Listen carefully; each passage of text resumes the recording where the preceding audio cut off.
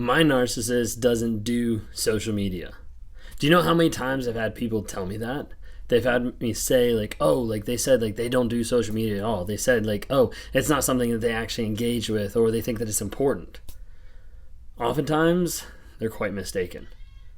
Now, I'm sure you've been with a narcissist and you've experienced different times where they've said, hey, social media it isn't my thing. It's not something that I like to do. It's not something that I really connect with. Social media is more your thing. Like, you enjoy it. You enjoy posting the kids. You enjoy posting yourselves. Your like coffee trips. You're like outing with the guys. Like, you enjoy that kind of stuff. But like social media, like that's just not for me. Like, I don't have time for it. A lot of times people realize later on down the road, once they figure things out, once they catch the narcissist in the line, once they catch the things that are going on, that oftentimes they had social media. You just didn't know about it. Maybe you're on the other side where you know they have social media, but they've got you blocked, or they've never accepted your friend request. Does that not strike you as a little bit odd? That's one of those red flags that we need to be waving around right now, because of the fact that a lot of times they will do that to be able to keep their appearance. So people think, oh, like they don't have me on social media. Well, it's just because of this. And the narcissist will explain it away for some reason or other. But in all reality, the reason why that they don't want you to be on their social media is because you're probably not going to like either what you see, or you're going to impact or hinder their ability to get new supply. Because as a narcissist, you want to be able to keep that image safe. You want to be able to keep that image of what you're putting out there on social media safe for other people to have. So for a narcissist, they might not have you on social media. They might keep you blocked, but that's because they want to appear a certain way in front of a certain crowd. So they might be wanting to come off as single or like free or carefree because they don't have anybody else in their life. They might not want to be able to say or have anybody associate or tag them of, hey, this is my family, of that's my wife, or that's my kids, or that's my spouse. They don't want people to be able to see that, because then you'll have less people that actually try to contact you to be able to get more supply, whether that's just online or whether that's setting up different affairs, whatever it might be. They don't have that. So you got to keep that separate. It's gone so far that there's been narcissists who have social media, who have like a Facebook account, and they get tagged and stuff, that they contact other people and they're like, hey, you need to take that tag off. Well, why? Like, I don't want it tagged because of it's a work thing or whatever it might be. And like, I've had narcissists that have talked to the other person and they've made them take down like profile pictures of both of them. They've made them like untagged, change their relationship status so it didn't say married, all this kind of stuff, because they want to appear single. They want to appear free. Now, are there narcissists out there that don't have social media? Yes. I'm not saying that it's just across the board, every single person has social media, but I'm saying more often than not, when someone says, my narcissist doesn't have social media at all, a lot of times they find out later they actually do. Like, we're talking about multiple different ways to be able to hide the different things. So a lot of times they'll say, I don't have one, but they have a secret account. They have multiple accounts. You'll see a lot of narcissists who have multiple accounts everywhere, under different names, under different profiles, under different people, under different states. Like, it's really interesting to see, but you'll have many people that will establish different personas, different personalities, or they'll just try to have separate ones so that they don't get caught with one in particular, or they don't get stuck with one in particular, or they'll just keep creating new ones for different reasons.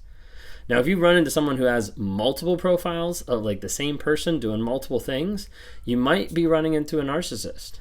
Why? Because they might have already had to create all those multiple accounts to be able to hoover or attack the person that already shut them out of their life. A lot of times narcissists will create multiple accounts in order to get back with different people, in order to attack different people, in order to say, hey, if they can't have you, then I'm going to make sure that I don't have you. Reverse that. If I can't have you, then I'm going to make sure they can't have you. And they're going to try to do that as best they can. So they'll hoover, they'll manipulate, they'll gaslight, they'll do everything they can online to get that other person back, or just to like literally just mess with them. So if you see someone who has a lot of accounts and they're not like completely separate or something different, but a lot of accounts, like there might be a reason why there's actually a lot of accounts that they're doing. So be careful with that. That's kind of like a red flag. But going back to what I was talking about with social media, a lot of narcissists will have those accounts. They'll have a fake account, they'll have a dummy account, they'll have different accounts on social media that you don't even think that they have. So like a popular one is they might have like Tinder, or they might have a dating app, they might have Bumble, they might have these different apps that you're not even thinking that are on their phone. You're not even thinking is a possibility, or they might not even have them on their phone. It might be something that they work a lot with computers. And so as a result, they never even download it on the phone just in case you check their phone. That way they can't get in trouble. They'll just go through the computer and do it that way. I know countless stories of people that stumbled across something or got an email or a notification. They're like, wait, I never signed up for this. And then they go back and look and wait, actually, my narcissist did. The other person did, because this is their next step in how they want to cheat and how they want to run and go be with another supply.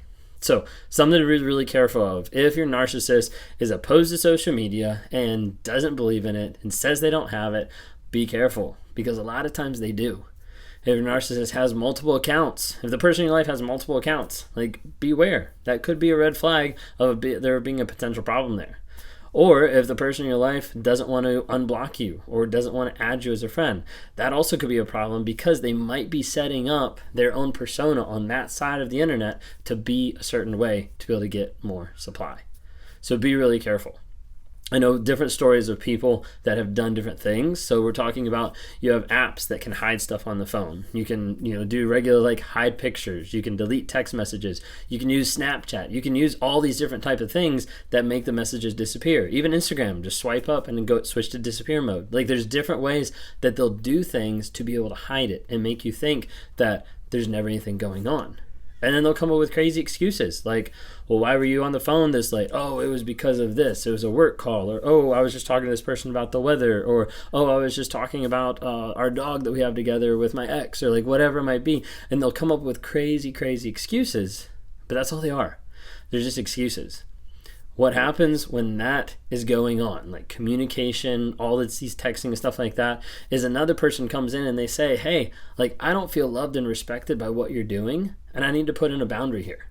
That boundary triggers the narcissist. Why? Because a boundary for a narcissist is prison. A boundary for a healthy relationship is protection. That's the difference that you need to think of, is sometimes even as an empaths will think like, oh, like I feel bad for putting this boundary on them. No, you shouldn't, because a boundary is meant for you, and a boundary is meant for your protection, to be able to protect the relationship and keep you guys growing and closer together. Narcissist doesn't want that. That's why they're constantly on social media trying to find other supplies. So with social media, be really careful. There's a lot of people out there that pose as different people. There's a lot of people out there that catfish. There's a lot of people out there that try to connect with different people just through social media, and they're not even who they say they are. Who might be on the other end of that person DMing you might be a narcissist, or might be one of their 6, 7, 8 accounts. So please be careful when you're dealing with a narcissist and when you're dealing with social media. You never know what they have. Sometimes they'll go to extreme lengths of having a separate phone line. With new phones, you can actually do that now. You can have 2 phone lines on the same phone. You can have 2 SIM cards in your phone, which is kind of crazy. They'll use different things like Google Voice. That's a popular one because you can set it up as an app, or you can do it on the computer. You can make phone calls, and you can also text through it. So a lot of times they'll try to sneak through that way. Or they'll just go out and they'll get a completely separate phone, like a burner phone, like something that is not on your phone line that you can't physically track, that you can't physically go through and see the phone records of what's actually going on. Regardless of what they use and how they use it, people like that who are involved in cheating relationships, who are focusing on that type of abuse to other people, will find different ways to do it. And the thing is, you have to be careful and you have to be leery about what's going on, especially if they say they don't have social media, they don't believe in social media, they have multiple accounts, or they've blocked you, or they're just not adding you as a friend when you guys are in a relationship. Those are all red flags that you need to be watching out for. So keep in mind those red flags when you're dealing with someone and talking about social media.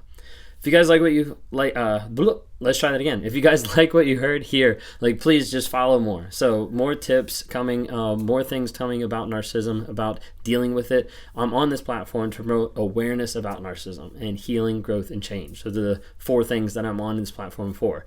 If you're interested in talking more, would love to interact with you on a one-on-one basis, go to my website, rawmotivations.com.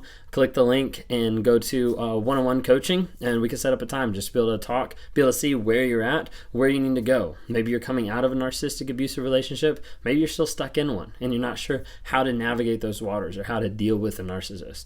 If you're coming out of that, or if you're in it and you want to be in a community of like-minded people, please go and visit the Narc app. You can get it on my website, rawmotivations.com, or you can search in the Google Play or the Apple Store, Narc.